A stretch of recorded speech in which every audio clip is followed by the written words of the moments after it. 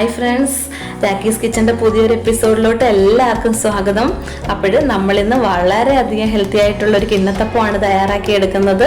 അപ്പോൾ ഈ ഒരു കിണ്ണത്തപ്പം തയ്യാറാക്കി എടുക്കാനായിട്ട് അധികം ഇൻഗ്രീഡിയൻസിൻ്റെ ഒന്നും ആവശ്യമില്ല. വെറും 4 ഇൻഗ്രീഡിയൻസ് വെച്ചിട്ടാണ് നമ്മൾ ഈ ഒരു കിണ്ണത്തപ്പം തയ്യാറാക്കി എടുത്തിട്ടുള്ളത്. അപ്പോൾ ഈസിയും ഹെൽത്തിയും ടേസ്റ്റിയുമായിട്ടുള്ള ഈ ഒരു കിണ്ണത്തപ്പം എങ്ങനെയാണ് തയ്യാറാക്കുന്നതെന്ന് വീഡിയോയിലോട്ട് പോയിട്ട് വരാം.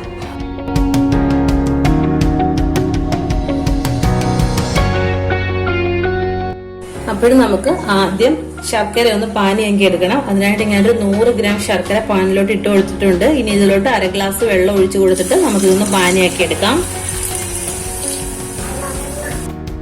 അപ്പോൾ ശർക്കര പാനി ഇവിടെ റെഡി ആയിട്ടുണ്ട്. നമുക്കിത് അരിച്ചങ്ങോട്ടൊന്ന് മാറ്റി വെക്കാം. അപ്പോൾ ഇനി അടുത്തതായിട്ട് നമ്മൾ ചെയ്യുന്നത് ഒരു പാനിലോട്ട് 2 ടേബിൾ സ്പൂൺ നെയ്യ് ഒഴിച്ചു കൊടുക്കുവാണ്.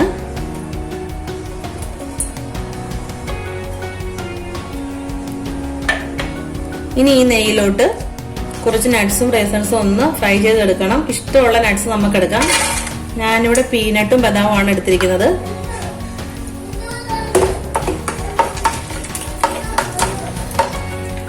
അപ്പോഴും ഇട്ട് കൊടുത്തിട്ടുള്ള നട്ട്സ് ഒന്ന് ഡ്രൈ ആയിട്ടുണ്ട്. ഈ സമയത്ത് നമുക്ക് കുറച്ച് റൈസൺസ് ചേർത്ത് കൊടുക്കാം.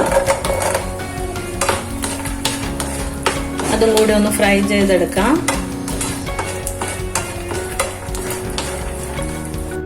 അപ്പോൾ ഇതെല്ലാം ഒന്ന് ബ്രൗൺ ഷെയ്ഡ് ആയിട്ട് വന്നിട്ടുണ്ട്. ഈ സമയത്ത് നമ്മൾ 1 കപ്പ് തേങ്ങ ചിരകി ഇതുകൂടി ഇട്ട് കൊടുക്കുവാണ്.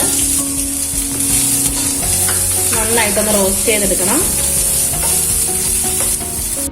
അപ്പോഴും നമ്മൾ ഇട്ട് കൊടുത്തിരിക്കുന്ന തേങ്ങയും ഒരു ബ്രൗൺ ഷെയ്ഡ് ആയിട്ടുണ്ട്. ഈ സമയത്താണ് നമ്മൾ മെയിൻ ഇൻഗ്രീഡിയന്റ് ചേർത്ത് കൊടുക്കുന്നത്. അതായത് നന്നായിട്ട് പഴുത്ത ഏത്തപ്പഴമാണ്. 2.5 ഏത്തപ്പഴമാണ് ഞാനിവിടെ എടുത്തിരിക്കുന്നത്. അതുകൂടി ഇതിലോട്ടിട്ടൊന്ന് വരട്ടി എടുക്കാനായിട്ട് പോവാണ്.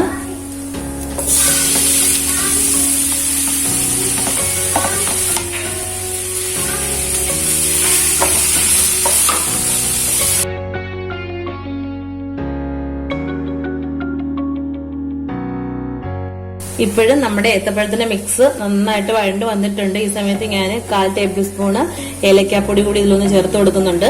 ഒന്നുകൂടെ ഒന്ന് കഴറ്റിയെടുത്ത ശേഷം നമുക്ക് ഫ്ലെയിം ഓഫ് ചെയ്യാം. ഇത്രയും മതി. ഞാൻ ഫ്ലെയിം ഓഫ് ചെയ്തിട്ട് ഇതങ്ങോട്ടൊന്ന് മാറ്റി വെക്കുവാണ്. അപ്പോൾ അടുത്തതായിട്ട് നമ്മൾ മിക്സിയുടെ ജാറിലോട്ട്, ഞാൻ വലിയ ജാറാണ് എടുത്തിരിക്കുന്നത്, 1 ഗ്ലാസ് ഗോതമ്പ് പൊടി ഒന്ന് ഇട്ട് കൊടുക്കുവാണ്. ഇനി ഇതിലോട്ട് നേരത്തെ അരച്ചു വെച്ചിരുന്ന ശർക്കര പാനി ഒഴിച്ചു കൊടുത്തിട്ട് നമുക്ക് നന്നായിട്ടൊന്ന് അരച്ചെടുക്കാം.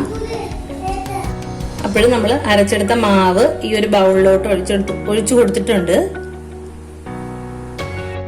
അതിനുശേഷം നമ്മൾ നേരത്തെ തയ്യാറാക്കി വെച്ചിരുന്ന ആ ഒരു പഴത്തിന്റെ മിക്സ് കൂടി ഇതിലോട്ട് ഇട്ട് കൊടുക്കുവാണ്.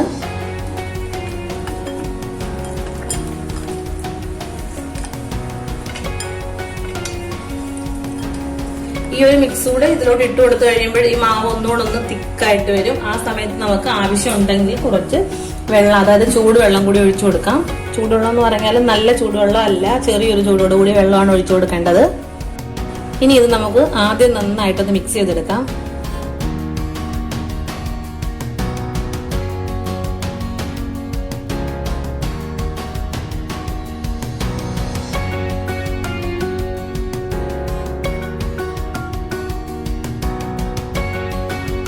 അപ്പോഴിത് നന്നായിട്ട് മിക്സ് ചെയ്ത് വെച്ചിട്ടുണ്ട്.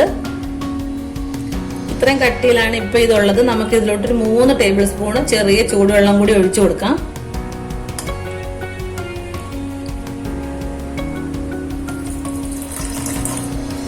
ഇത്രയും മതി. ഇനി ഇത് ഒന്നുകൂടെ ഒന്ന് മിക്സ് ചെയ്തെടുക്കാം.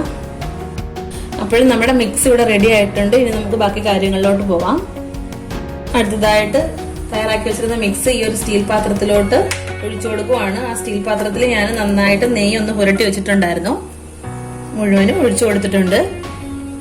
ഇപ്പോഴും മിക്സ് ആ സ്റ്റീൽ പാത്രത്തിലോട്ട് ഒഴിച്ചു കൊടുത്ത ശേഷം ഒരു സ്റ്റീമറിലോ അതല്ലെങ്കിൽ ഒരു ഇഡലി പാത്രത്തിലോ വെച്ചിട്ട് നമുക്കിതൊന്ന് ആവി കയറ്റിയെടുക്കാം. ഈ ഒരു പാത്രത്തിലാണ് ഞാനിത് വെക്കുന്നത്. ഒഴിച്ചു കൊടുത്തിട്ടുണ്ട്. നല്ല ചൂടാണ്. ഇനി ഇത് നമുക്ക് അടച്ചു വെക്കാം.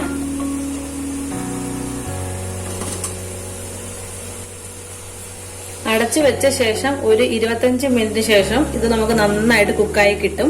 പിന്നെ ചിലപ്പോൾ 2-3 മിനിറ്റ് അങ്ങോട്ടോ ഇങ്ങോട്ടോ വരാം. എങ്കിലും 25 മിനിറ്റ് തന്നെയാണ് കറക്റ്റ് സമയം. 25 മിനിറ്റ് ശേഷം നമുക്ക് നോക്കാം. അപ്പോൾ നമ്മുടെ നേന്ത്രപ്പഴം കിണ്ണത്തപ്പം 25 മിനിറ്റ് കഴിഞ്ഞപ്പോഴത്തേന് റെഡി ആയിട്ട് തന്നെ വന്നിട്ടുണ്ടായിരുന്നു. അത് ഞാൻ തണുക്കാനായിട്ട് വെച്ചു. അപ്പോൾ തണുത്തിട്ടുണ്ട്. ഈ സൈഡിൽ നിന്നെല്ലാം നമ്മളൊന്നും ചെയ്യണ്ട, തന്നെ വിട്ടു വന്നോളും. ഞാൻ ഇത്രയും സ്പേസ് തന്നെ ഇതിനകത്ത് വന്നിട്ടുണ്ട്. ഇനി ഞാനൊന്ന് ഡിമോൾഡ് ചെയ്യാൻ പോവാണ്. അപ്പോഴും നമ്മുടെ നേന്ത്രപ്പഴം കിണ്ണത്തപ്പം ഇവിടെ നല്ല അടിപൊളിയായിട്ട് വന്നിട്ടുണ്ട്. നല്ല സോഫ്റ്റ് കിണ്ണത്തപ്പമാണ്, വളരെ ടേസ്റ്റിയാണ്, അതിലുപരി നല്ല ഹെൽത്തിയാണ്. അതാണ് ഇമ്പോർട്ടന്റ്. അപ്പോൾ ഇത് കുഞ്ഞുങ്ങൾക്കൊക്കെ നേന്ത്രപ്പഴം പഴുത്തു പോയി കഴിഞ്ഞാൽ കഴിക്കാൻ ഒട്ടും ഇഷ്ടമായിരിക്കില്ല. ആ ഒരു സമയത്ത് ഈ രീതിയിലൊന്ന് തയ്യാറാക്കി കൊടുക്കുകയാണെങ്കിൽ അവർ വളരെ സ്വാദോടു കൂടി ഇത് കഴിക്കും. അപ്പോൾ എല്ലാവരും ഒന്ന് തയ്യാറാക്കി നോക്കുക. ഹെൽത്തിയാണ്, ഞാൻ ഒന്നുകൂടെ പറയുവാണ്. അപ്പോൾ തയ്യാറാക്കി നോക്കിയിട്ട് ഫീഡ്ബാക്ക് അറിയിക്കാൻ മറക്കരുത്. അപ്പോൾ ഇഷ്ടപ്പെടുവാണെങ്കിൽ ലൈക്ക് ഷെയറും കമന്റും ചെയ്യുക. അപ്പോൾ സബ്സ്ക്രൈബ് ചെയ്യാത്ത ആരെങ്കിലും ഉണ്ടെങ്കിൽ ഒന്ന് സബ്സ്ക്രൈബ് ചെയ്ത് സപ്പോർട്ട് കൂടി ചെയ്തേക്കണേ.